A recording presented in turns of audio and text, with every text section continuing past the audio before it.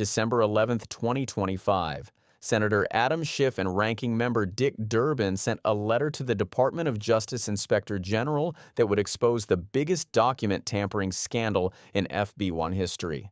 The letter contained information so explosive that it would destroy the credibility of both FBI Director Kash Patel and Attorney General Patel&Bondi, reveal a systematic operation to hide evidence about Donald Trump's connection to Jeffrey Epstein, and prove that the administration had violated federal law by refusing to release files they were legally required to disclose.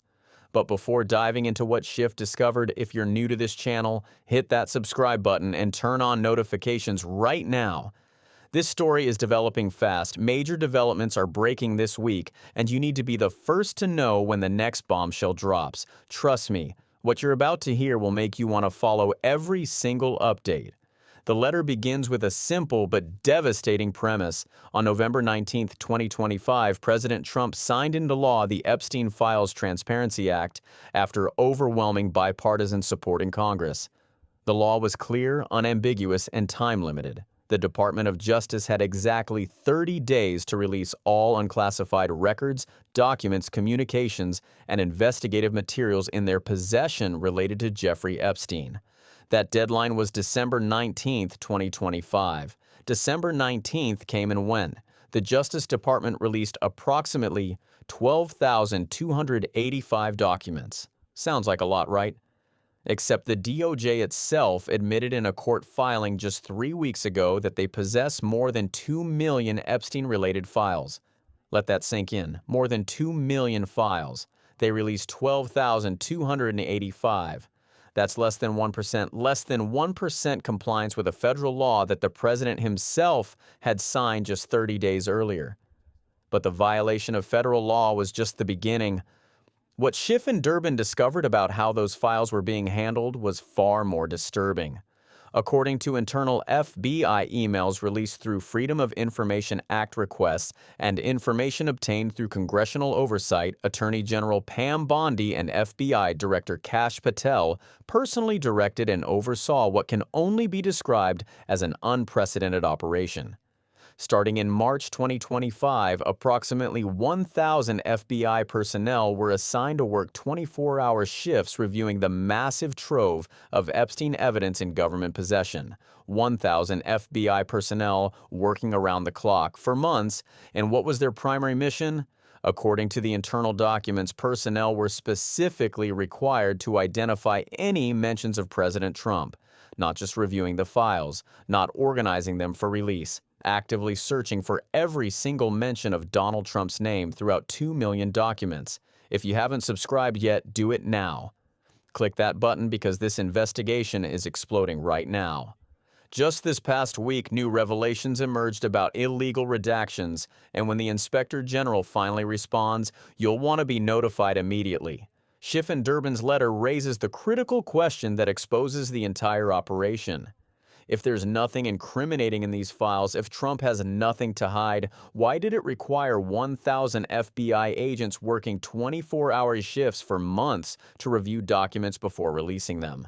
Why not simply comply with the law and release everything as required? The answer becomes clear when you examine the timeline of events that Schiff has been documenting for months. In May 2025, according to a bombshell report from the Wall Street Journal, Attorney General Patel&Bondi met with President Trump to inform him that his name appeared in the Epstein files. This wasn't a casual mention. This was a formal briefing where the Attorney General told the President of the United States that he was named in documents related to a convicted sex trafficker and child abuser. Bondi knew. Patel knew. The administration knew exactly what was in those files regarding Trump. But then something interesting happened. In July 2025, just 2 months after being briefed by his own Attorney General, President Trump told the press that he had never been informed that his name appeared in the Epstein files. He claimed complete ignorance. He suggested the files were fabrications by Democrats. Except we now know that was a lie. Patel&Bondi had personally briefed him. The Wall Street Journal confirmed it through multiple administration sources. Trump knew his name was in the files, and he lied about it publicly. And if you're wondering why this matters, stay with me, because what's happened in just the past week makes everything worse. Much worse. But first, if you find this content valuable, hit that like button. It tells YouTube to show this video to more people who need to see what's really happening with the Epstein files. Schiff and Durbin's letter to the Inspector General demanded answers to specific questions by January 19, 2026. They wanted to know if there are any irregularities in the chain of custody forms for evidence released under the Epstein Files Transparency Act. Chain of custody forms are the fundamental documentation that proves evidence hasn't been tampered with, altered, or destroyed. That deadline was 8 days ago, and as of today, January 27th, the Inspector General has provided no public response, no audit results, no chain of custody documentation, nothing. The silence is deafening. Either the Inspector General hasn't completed the audit, which raises questions about why such a simple review is taking so long, or they've completed it and the results are so damaging that they're being buried. Either way, the American people deserve answers, and they're not getting them. Making matters worse, just last week, Representative Thomas Massie, the Republican co-author of the Epstein Files Transparency Act, issued a devastating statement. He claimed that Attorney General Patel&Bondi is making illegal redactions and withholding key documents that would implicate associates of Epstein. Illegal redactions. That's not political rhetoric. That's a Republican congressman accusing a Republican attorney general of breaking the law. Massie didn't stop there. He posted on social media that the DOJ has redacted information it should have released, including information from FBI interviews and internal communications about the case. The very evidence that would reveal who else was involved in Epstein's trafficking network is being systematically hidden. And if you're starting to see why this is the biggest scandal of 2026, make sure you're subscribed to this channel. Drop a comment below with your thoughts, because this community needs to stay informed and connected as developments continue to break daily. But perhaps even more damning than Massie's accusations is what Epstein's victims themselves are saying. Last week, a group of survivors and relatives of victims sent a letter to the Department of Justice Inspector General complaining that redactions have been selective. These failures have caused renewed harm to survivors, the letter stated. In multiple instances, names of individuals alleged to have participated in or facilitated abuse appear to have been redacted, while identifying details of survivors were left visible. Read that again. The Justice Department is redacting the names of Epstein's associates, the powerful men who allegedly abused these women while leaving survivor information exposed. They're protecting the perpetrators and exposing the victims. That's not compliance with the law. That's the exact opposite of what the Epstein Files Transparency Act required.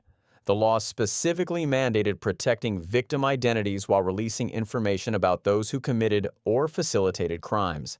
The Justice Department has it backwards, and survivors are saying this is deliberate. The operation, involving 1,000 FBI personnel searching for Trump's name, represents an unprecedented use of federal law enforcement resources for what appears to be political protection rather than law enforcement purposes. Those 1,000 agents weren't working on counterterrorism. They weren't investigating trafficking networks. They weren't protecting children from abuse. They were searching through files to find mentions of the president's name so those mentions could be evaluated for potential damage control. And make sure you share this video. Send it to everyone who needs to understand what's really happening. The mainstream media is barely covering the systematic nature of this cover-up happening right now. They're not connecting the dots about the 1,000-person operation, about the illegal redactions, about the Inspector General's silence. That's why independent channels like this one matter. The timeline of obstruction is clear and documented. November 19th, Trump signs the law. December 19th, deadline passes with less than 1% compliance. January 6th, DOJ admits 2 million documents still under review. January 19th, Inspector General audit deadline passes with no response. January 27th, today. We're still waiting for basic accountability while illegal redactions continue, and survivors are re-traumatized by selective protection of perpetrators.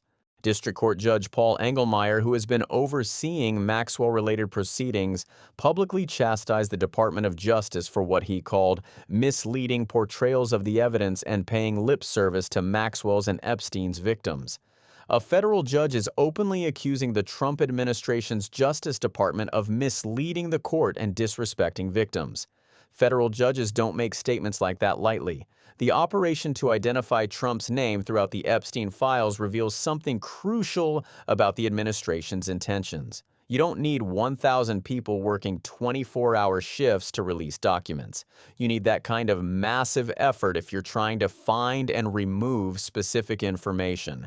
And the information they were looking for was mentions of Donald Trump. Before we continue, take a second and hit that subscribe button if you haven't already. This channel is committed to exposing government corruption and holding powerful officials accountable. New developments are breaking every week, and every subscriber helps us reach more people with information they need to see. Senator Adam Schiff has been documenting this systematic obstruction for months. On September 16, 2025, during a Senate Judiciary Committee hearing, Schiff questioned Patel directly about his handling of the Epstein files. Patel made an extraordinary claim that day. He testified under oath that Jeffrey Epstein trafficked to himself and that there was no credible information implicating any other individuals. Senator Kennedy asked for clarification. The answer is no one? Patel responded, "For the information we have." Schiff immediately recognized this as a blatant lie. He pressed Patel, "So you're telling the American people today that the Epstein list is a single name and it's Jeffrey Epstein? That's what we're to believe?" Patel tried to backtrack. "That's not what I'm saying, that's what you're saying." But the damage was done. Patel had testified under oath that the FBI had no credible evidence of Epstein trafficking victims to anyone other than himself. Yet victims like Virginia Giuffre had publicly testified about being trafficked to multiple powerful men. Court documents from Maxwell's trial included testimony about other men. Epstein's own communications referenced other individuals. Either Patel was lying or the FBI, under his direction, had deliberately ignored credible evidence and victim testimony. Either way, it revealed the FBI director was not interested in finding the truth. He was interested in protecting the powerful men whose names appeared in those files. The Maxwell prison transfer that Schiff also questioned Patel about during that September hearing reveals another layer of the scandal. Ghislaine Maxwell, convicted sex trafficker and Epstein's accomplice, was serving a 20-year sentence in a low-security facility in Tallahassee, Florida.